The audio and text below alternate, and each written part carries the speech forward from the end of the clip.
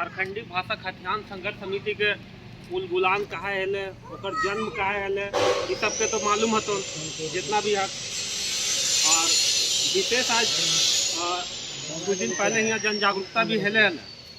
तो आज हमने जो मेन उद्देश्य कोंडिहा पंचायत कमेटी का गठन करे लगे और रामगढ़ जिला में और रामगढ़ जिला के हर प्रखंड में कोर कमेटी बनवल गया है और जिला कमेटी बनवल गया है। तो कोर कमेटी का दायित्व है कि हर प्रखंड के हर पंचायत में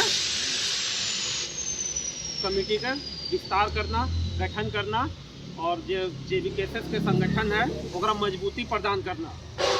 तो आज हमने ये बात रखो बस संगठन पे ही बात रखो कि एकर पे कैसे मजबूती प्रदान करल जाए और इस संगठन के विस्तार करे के आधार का है। जो झारखंडी भाषा खतियान संघर्ष समिति है वो पंचायत कमेटी के गठन करे के आधार का रखले है, बस ओकरे पे चर्चा करबो।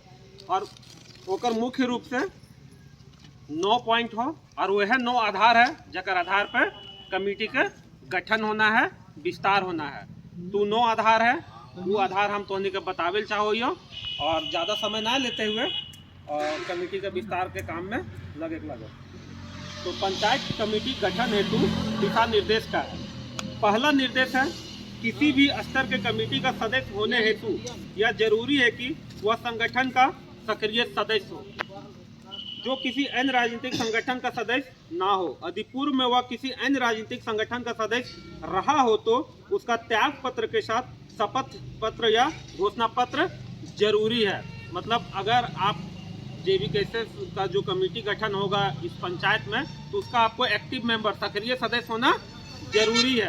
अगर आप किसी और दल में थे तो उसका त्याग पत्र होना जरूरी है कि भाई हम उस दल में थे, हम किसी पद में थे, त्याग दे दिए हैं, अब इस संगठन से हम जुड़ना चाहते हैं। तो वैसे लोग ही इस संगठन या इस जो कमेटी फॉर्मेशन होगा उसमें भाग ले सकते हैं। दूसरा पॉइंट है किसी भी पंचायत में कमेटी के गठन हेतु न्यूनतम जो सदस्य होगा, जिसमें से लगभग न्यूनतम जो मेंबर होना चाहिए 11 सक्रिय सदस्यों का होना आवश्यक होगा। विभिन्न और जो 11 सदस्य होंगे विभिन्न वार्ड से होंगे। एक पंचायत में कहीं 5 होता है, कहीं 10 होता है, कहीं 7, 3, 4 इस तरह का एक पंचायत में वार्ड होता है। तो जो मेंबर होंगे वो विभिन्न वार्डों से हों। साथ ही पंचायत कमेटी के गठन के पूर्व यह सुनिश्चित करना होगा वैसे पंचायत, तीसरा नियम जो है, वैसे पंचायत जहां 11 सक्रिय सदस्य कम होंगे वहां एक पंचायत प्रभारी एवं सह प्रभारी की नियुक्ति प्रखंड कमेटी की अनुशंसा पर किया जाएगा। जहां एक्टिव मेंबर 11 लोग से कम होगा वहां पे जो प्रखंड कमेटी है पंचायत प्रभारी और सह प्रभारी नियुक्त करने का उसको पावर है। पंचायत में बनने वाली कमेटियों का स्वरूप कुछ इस प्रकार से होगा। जो पंचायत में जो कमेटी का विस्तार होगा उसका स्वरूप क्या रहेगा, क्या पद रहेगा, वो इस प्रकार से है। पहला पद है अध्यक्ष का, दूसरा पद है सचिव का, और तीसरा पद है उपाध्यक्ष का, चौथा पद है सह सचिव का, पांचवा पद है कोषाध्यक्ष का और छठा पद है सोशल मीडिया प्रभारी का। इसके अलावा 6 अन्य जो है कार्यकारिणी सदस्य में होगा। 5वां पॉइंट है सक्रिय सदस्यों की संख्या अधिक होने की स्थिति में उपाध्यक्ष एवं सह सचिव की संख्या में वृद्धि संभव है। मतलब जब देखिएगा कि 11 लोग से ज़्यादा, बहुत लोग ज़्यादा है और भी पद देना है हमको, तो वहाँ पे हम लोग सह सचिव और उपाध्यक्ष का पद बढ़ा सकते हैं।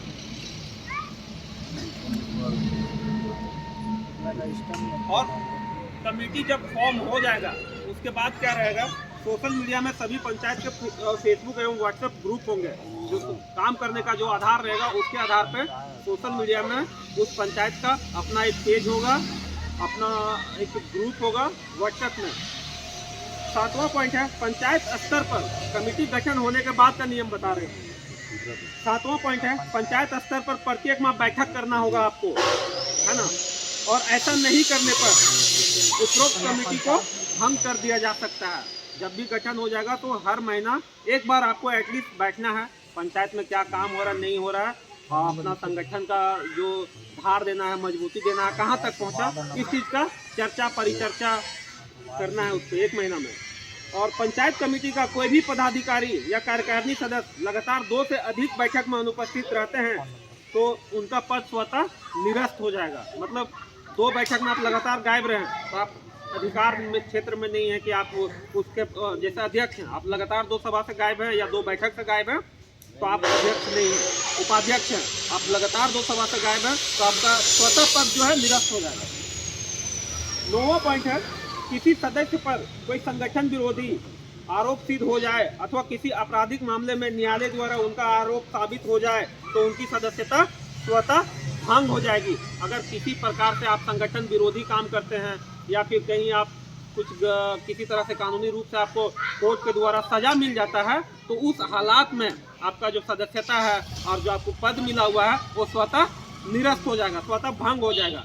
आप उस समय उस पार्टी के लिए कुछ भी नहीं रहेंगे, आप समझिए कि आप पार्टी से निष्कासित हो गए हैं। और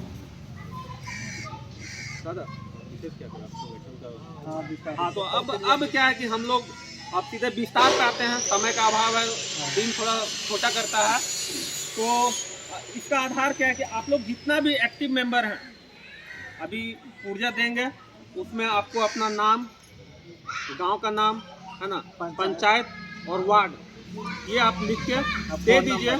उसके हाँ कॉन्टेक्ट नंबर भी उसमें लिखना है। उसके बाद में आप लोग सारा कुछ दे दीजिए। यहाँ पे जो प्रखंड कमेटी से आए हुए हैं और जिला कमेटी से लोग आए हुए हैं उनके बीच में आपका नाम रखा जाएगा।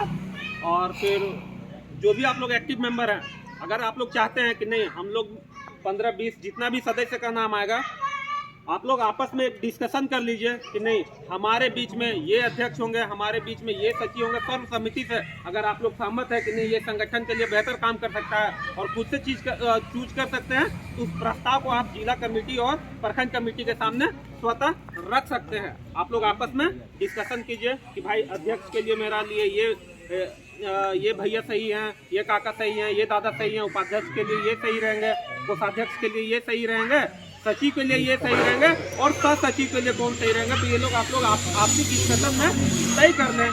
और हम लोग से बेहतर अपना पंचायत को आप लोग जानते हैं और कौन किस टाइप से और कितना एक्टिव है यहाँ पे, तो बेहतर आप लोग बता सकते हैं। अगर उसमें किसी तरह से कोई द्वेष आता है तो उस पर हम लोग उसको दूर करने का काम करेंगे।